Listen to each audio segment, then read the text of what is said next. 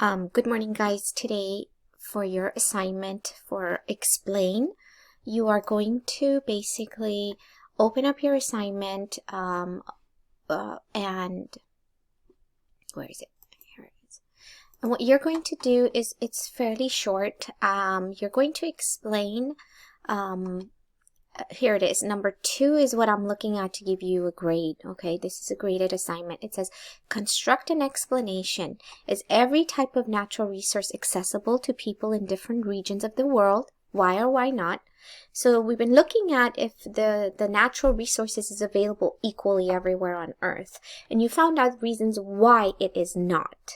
Okay, so what you're going to do is you're going to construct an explanation to tell me why it is not available everywhere. Or if you think it is available everywhere the same, why do you say that? So basically you are using evidences from everything that you read the 2 days that I wasn't here. So it was the readings that you did on metal and water, and I think it was natural gases.